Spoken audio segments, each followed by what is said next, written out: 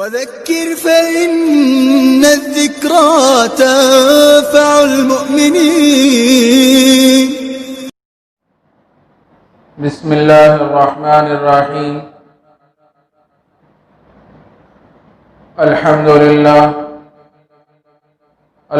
للہ نحمده ونستعینه ونستغفره ونؤمن به ونتوکل علیہ ونعوذ باللہ من شرور انفسنا ومن سیئات اعمالنا. من يهده الله فلا مضل له ومن يضلله فلا هادي له. ونشهد أن لا إله إلا الله وحده لا شريك له. ونشهد أن سيدنا ونبينا ومولانا محمدا عبده ورسوله صلى الله عليه وعلى آله وأصحابه وبارك وسلم تسلیما کثیرا کثیرا. اما بعد فاعوذ باللہ من الشیطان الرجیم. بسم اللہ الرحمن الرحیم. وَأَمَّا مَنْ خَافَ مَقَامَ رَبِّهِ وَنَهَى النَّفْسَ عَنِ الْهَوَى فَإِنَّ الْجَنَّةَ هِيَ الْمَأْوَى. صدق اللہ العظیم. وقال رسول اللہ صلی اللہ علیہ وسلم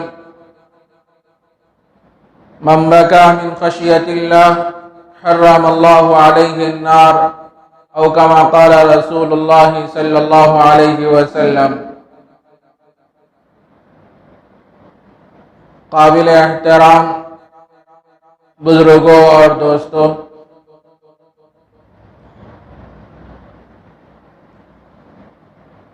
قرآن مجید کی جو آیت اس وقت تلاوت کی گئی ہے، اس آیت میں حق تعالی جل شانہ نے یہ بات ارشاد فرمائی: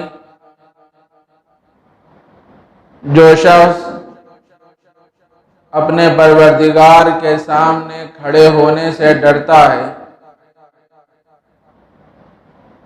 اور اپنے نفس کی خواہشات کو روکے رکھتا ہے،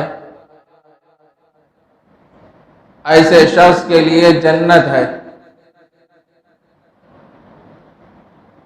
اس آیت میں اللہ تبارک و تعالیٰ نے دو چیزیں بیان فرمائی ہیں. پہلی بات تو یہ ہے کہ جو شخص اپنے پروردگار کے سامنے کھڑے ہونے سے ڈرتا ہے،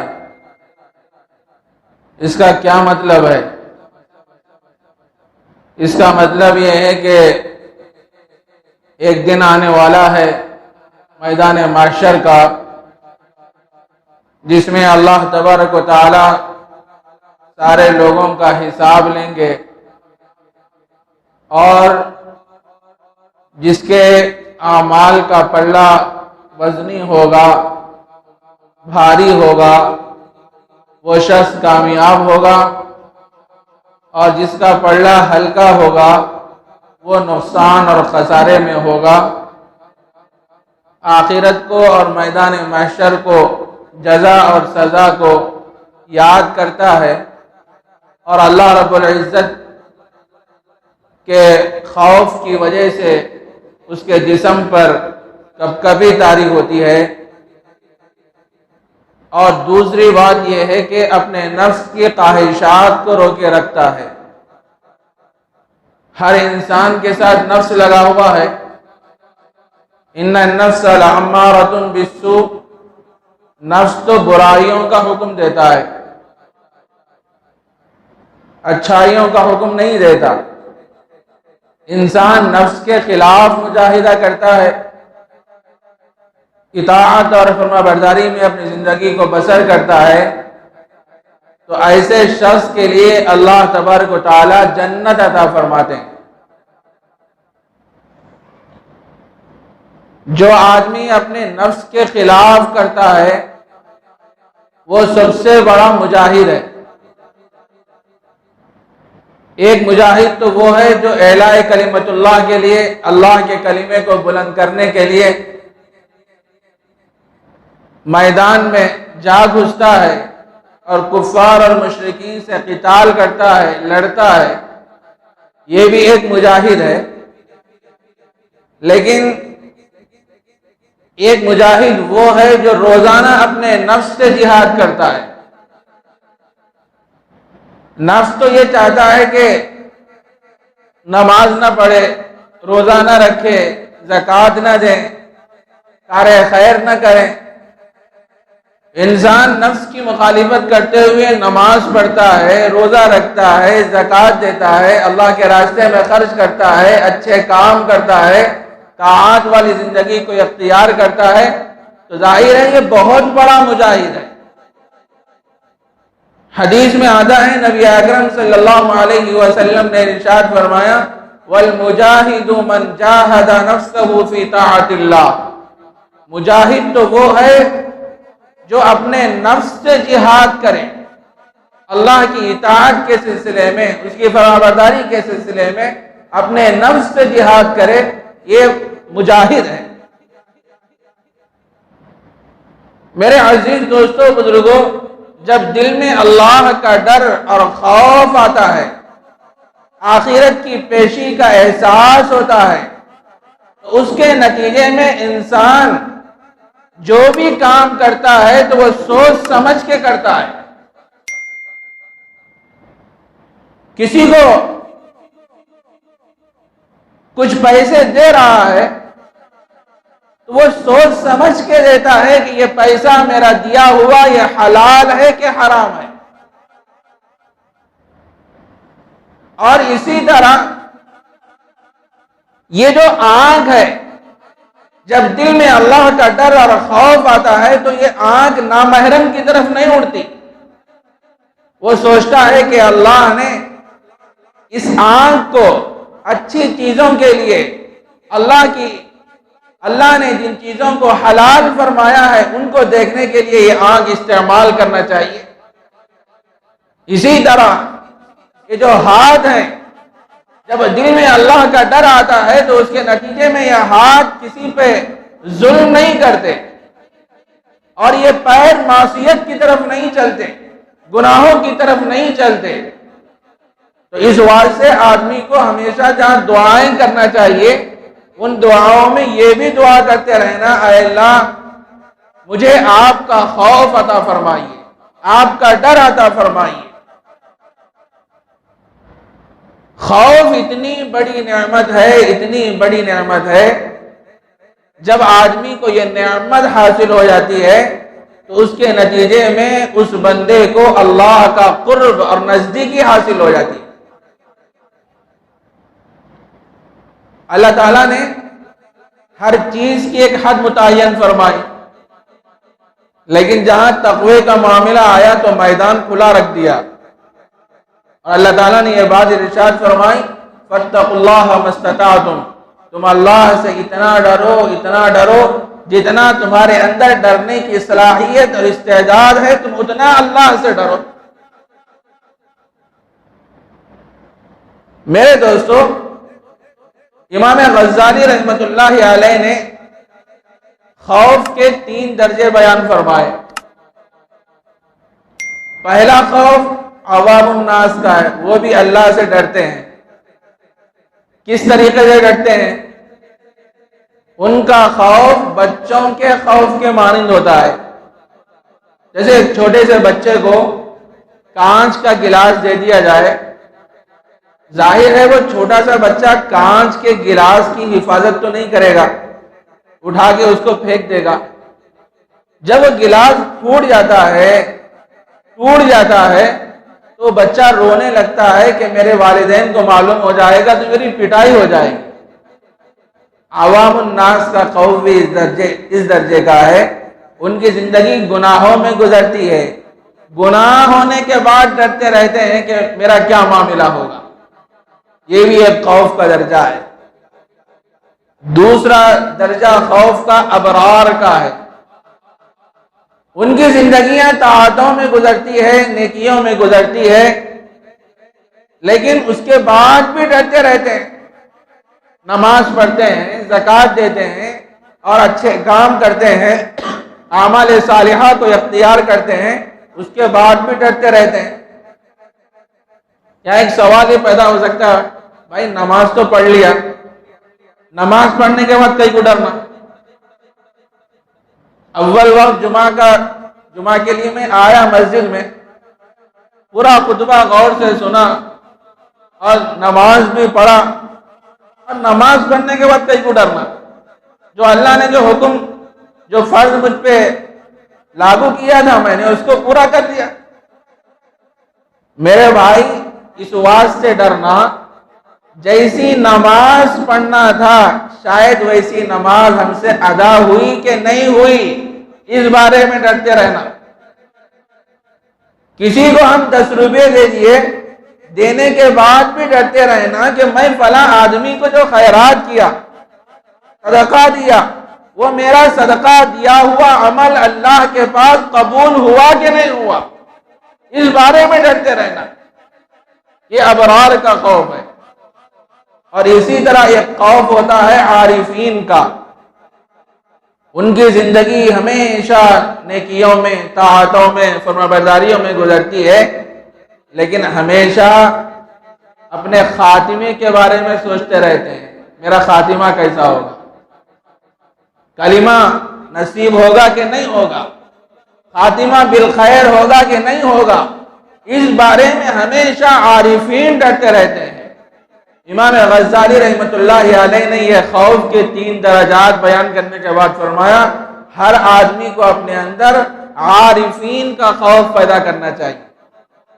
زندگی تو طاعتوں میں گزرے، لیکن اپنے آخری حالت کے اوپر نظر رہے، اللہ سے دعا کرتے رہنا، اے اللہ خاتمہ بالخیر فرما، حسن خاتمہ نصیب فرما۔ جب زبان سے آخری کلمہ میرا جاری ہو تو وہ زبان پر کلمہ طیبہ جاری ہو۔ یہ جو خوف ہے اتنی بڑی نعمت ہے، اتنی بڑی نعمت ہے، جب یہ نعمت آدمی کو حاصل ہو جاتی ہے تو آدمی ہر طرح کے گناہوں کو چھوڑ دیتا ہے۔ کوئی رشوت کا کاروبار کرتا ہے، جب اللہ کا ڈر آتا ہے تو رشوت کو چھوڑ دیتا ہے، اور کوئی سودی کاروبار کرتا ہے، جب اللہ کا ڈر اس کے دل میں پیدا ہوتا ہے تو سودی کاروبار چھوڑ دیتا ہے۔ کوئی زنا کا عادی ہے، جب اللہ کا ڈر اس کے دل میں پیدا ہوتا ہے تو زنا کو چھوڑ دیتا ہے۔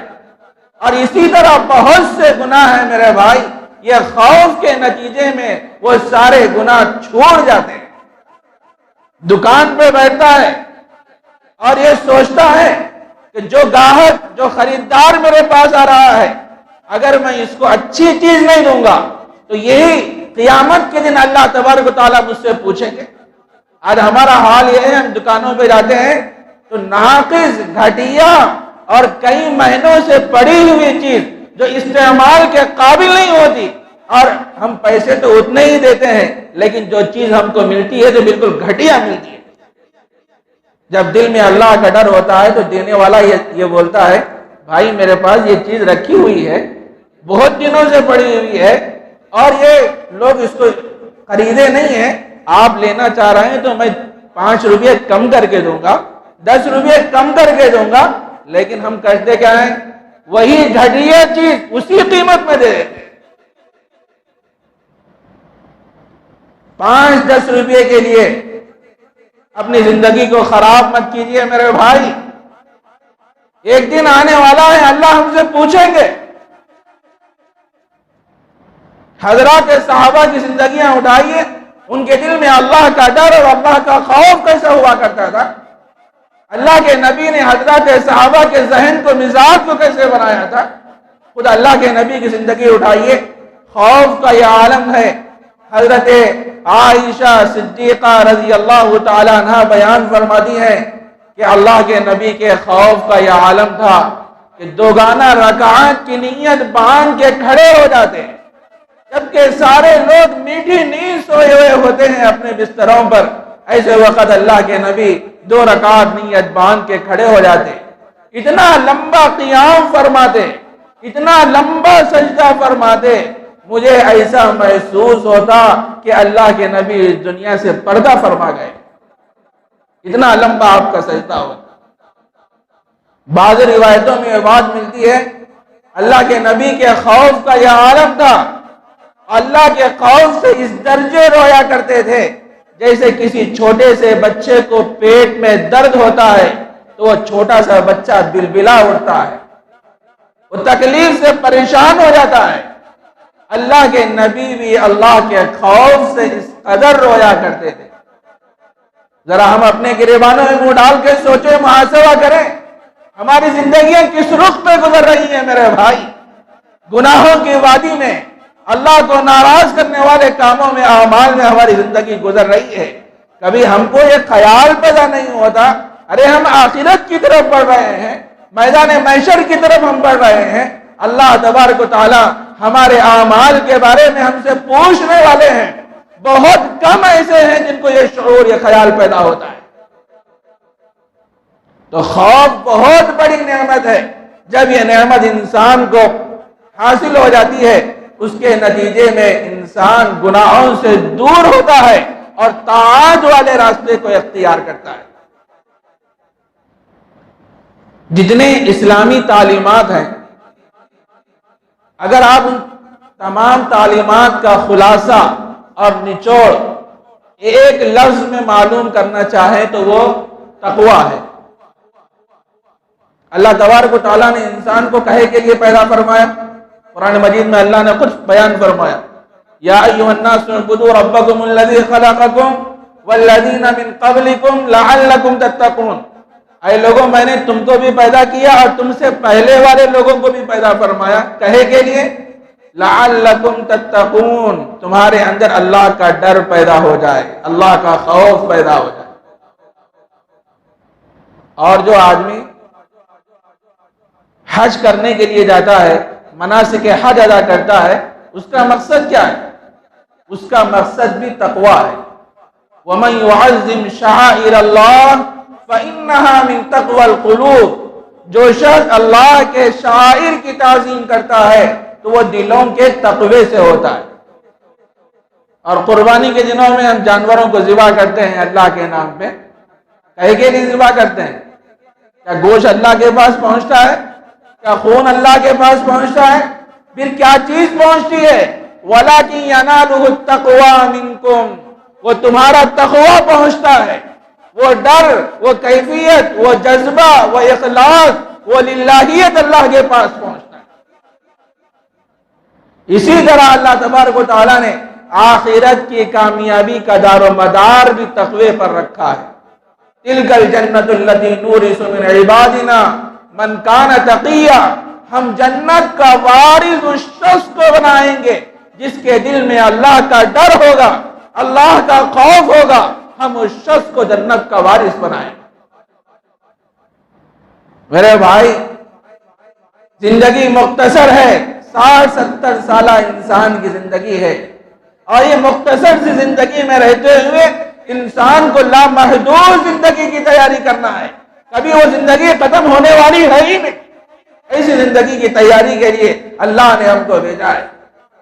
آج ہمارا حال کیا ہے؟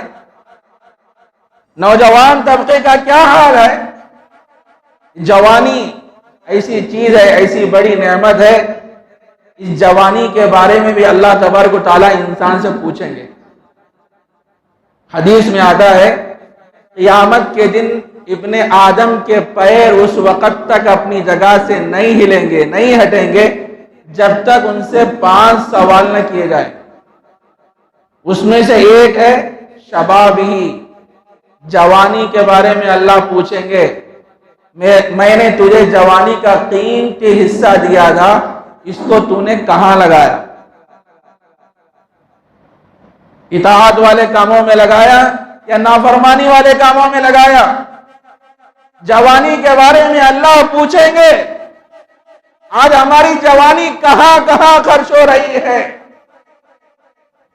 جوانی کے قیمتی حصے کو ہم کہاں گوا رہے ہیں میرے بھائی؟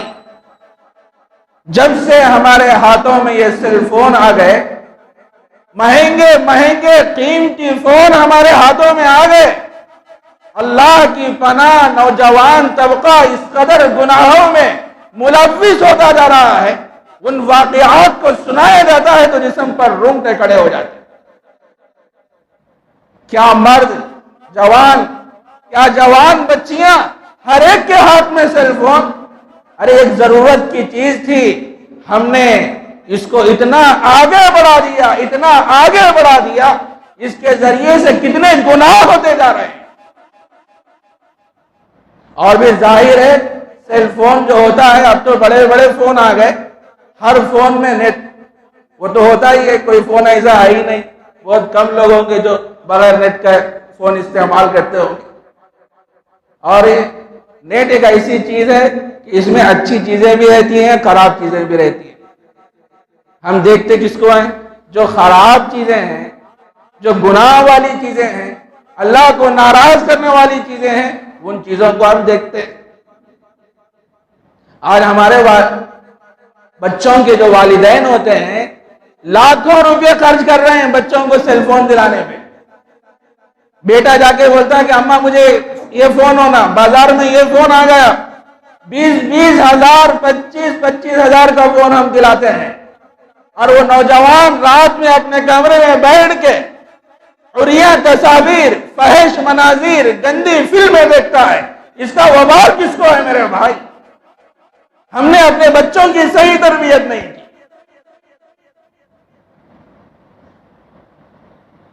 کتنے لوگ اس سے فون سے بگڑتے جا رہے ہیں۔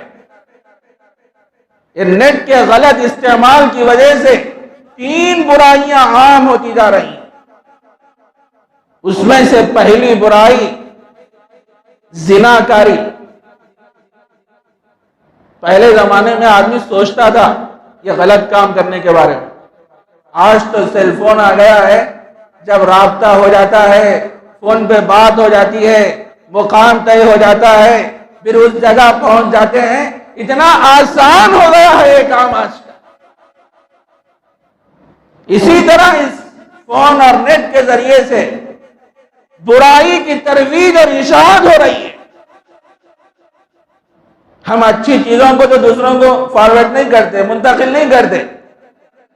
کتنا نوجوان طبقہ ایسا ہے جو بچیوں کی تصاویر، گندی فلمیں، فحش مناظر دوسروں کو منتقل کرتے ہیں۔ کیا اس سے برائی کی ترویج نہیں ہو رہی؟ ارے اللہ کے بندو سوچو تو صحیح، اللہ تبارک و تعالیٰ قیامت کے دن پوچھیں گے، جوانی کے بارے میں پوچھیں گے، میں نے تجھے جوانی کا قیمتی حصہ عطا فرمایا تھا، تو نے اس حصے کو کہاں لگایا؟ ارے بھائی فون رکھنا ہے تو رکھو، اچھی چیزوں کو دیکھو، علماء کرام کے بیانات کو سنو، اور بہت سی چیزیں قرآن ہے، احادیث ہے، دینی معلومات ہے، اور بہت سی چیزیں اس کے اندر ہے، سیکھو، پڑھو، عمل کرو۔ لیکن ہم وہ چیز تو نہیں دیکھتے، اور جو وہ چیزیں دیکھتے ہیں جو اللہ کو ناراض کرنے والی ہوتی۔ کتنی بچیاں خراب ہوتی جا رہی ہیں، گھر سے نکلتی ہیں میں اسکول جاؤں گی، اور بھائی ہے کہ گاڑی پہ لے جا کے اسکول کو، کالج کو چھوڑ دیتا ہے، اس کے بعد وہ کسی اور کی گاڑی میں بیٹھ کے چلے جاتی ہیں اور پارک میں نظر آتی ہیں۔ کون اس کے ذمہ دار میرے بھائی؟ ہم ہی تو ذمہ دار بنے، والدین ذمہ دار بنے۔ ہم نے بچوں کی صحیح تربیت نہیں کی۔ خدا کے واسطے بچیوں کو بڑے بڑے فون مت دو، سادے فون رکھو، سادے فون ضرورت کی حد تک۔ کتنی بچیاں غیروں کے ساتھ فرار ہوتی جا رہی ہیں، کتنے واقعات ہم سنتے جا رہے ہیں، لیکن ہماری زندگیوں میں کوئی انقلاب پیدا نہیں ہوتا۔ تو بہرحال جب آدمی کے دل میں اللہ کا ڈر آتا ہے، اللہ کا خوف آتا ہے، تو خوف ایک ایسی نعمت ہے کہ اس کے نتیجے میں سارے گناہ انسان کے چھوٹ جاتے ہیں۔ آدمی سوچنے لگتا ہے کہ میں گناہ کروں گا، اللہ تعالیٰ پوچھیں گے، یہ کام کروں گا، اللہ تبارک و تعالیٰ میرے بارے میں قیامت کے دن پوچھیں گے۔ انسان کے سارے اعضاء، جتنے اعضاء اللہ نے انسان کو عطا فرمائے، وہ سارے اعضاء اللہ کی اطاعت میں بسر ہوتے ہیں، اور عباداریوں میں بسر ہوتے ہیں، خوف کے نتیجے میں۔ اللہ کے نبی علیہ السلام نے حضرات صحابہ کے ذہن کو، مزاج کو کیسے بنایا تھا، ان کے دل میں کیسا خوف ہوا کرتا تھا۔ حضرت ابوبکر صدیق رضی اللہ تعالیٰ عنہ کے بارے میں آتا ہے، جب وہ جلال میں آتے ان پر خوف کا عالم طاری ہوتا تو فرمایا کرتے، کاش کہ میری ماں نے مجھے جنا ہی نہ ہوتا، کاش کہ میں گھاس کا ایک تنکا ہوتا، حساب و کتاب سے محفوظ ہو جاتا۔ خوف کا یہ عالم ابوبکر صدیق رضی اللہ تعالیٰ عنہ کا، حضرت عمر فاروق کے خوف کا کیا عالم ہے۔ ایک مرتبہ آپ نے ایک خادم سے فرمایا، بھائی تھوڑا سا پانی پلا دو۔ وہ خادم بھاگتا ہوا گیا، پانی لانے کے بجائے ٹھنڈا سا شربت آپ کی خدمت میں پیش کیا۔ حضرت عمر فاروق رضی اللہ تعالیٰ عنہ اس پیالے کو اپنے منہ کے قریب لے گئے پینے کے ارادے سے، ایک دم سے آنکھوں میں آنسو آ گئے اور وہ آنسو کے قطرے وہ گلاس میں گر گئے۔ حضرت صحابہ یہ منظر دیکھے تو حضرت عمر فاروق رضی اللہ تعالیٰ عنہ سے بڑے عجب کے لہجے میں پوچھے کہ عمر فاروق، آپ نے پانی مانگا تھا، پانی کے بجائے خادم نے ٹھنڈا سا شربت آپ کی خدمت میں پیش کر دیا، آپ پینے کے ارادے سے اپنے منہ کے قریب لے گئے اور آنکھوں میں آنسو آ گئے۔ اس موقع پر حضرت عمر فاروق رضی اللہ تعالیٰ عنہ نے کیا جواب دیا، سننے کے قابل ہے میرے بھائی، عمل کے قابل ہے۔ فرمایا، اے میرے صحابہ سن لو، جب وہ خادم ٹھنڈا سا شربت میری خدمت میں لایا، پینے کے ارادے سے میں اپنے منہ کے قریب لے گیا تو مجھے قیامت کا منظر یاد آ گیا، میدان محشر کا وہ دن یاد آ گیا۔ اللہ تبارک و تعالیٰ قیامت کے دن کافروں سے، مشرکوں سے فرمائیں گے، اذهبتم طیباتکم فی حیاتکم الدنیا واستمتعتم بها۔ اے کفارو، اے مشرکو، اے نافرمانو، تم دنیا میں مزے کی چیزیں کھا کے آئے، استعمال کر کے آئے، برت کے آئے، اب میرے پاس کیا لینے کے لیے آئے؟ حالانکہ یہ آیت کافروں کے بارے میں ہے، لیکن حضرت عمر فاروق کے خوف کا یہ عالم تھا۔ آج ہمارا حال کیا ہے؟ زندگیاں نافرمانیوں میں گزرتی جا رہی ہیں، لیکن ہمیں اللہ کا ڈر اور اللہ کا خوف ہمارے دل و دماغ پہ طاری نہیں ہوتا۔ تو بہرحال میرے دوستو، قرآن مجید کی جو آیت پڑھی گئی شروع میں، اس میں اللہ تبارک و تعالیٰ نے یہی بات بیان فرمائی، جو شخص اپنے پروردگار کے سامنے کھڑے ہونے سے ڈرتا ہے اور اپنے نفس کی خواہشات کو روکے رکھتا ہے، ایسے شخص کے لیے اللہ تبارک و تعالیٰ جنت عطا فرماتے ہیں۔ اللہ تعالیٰ ہم سب کو اللہ کے ذات عالی کا خوف اپنے دلوں میں پیدا کرنے کی توفیق عطا فرمائے۔ وآخر دعوانا ان الحمد للہ رب العالمین۔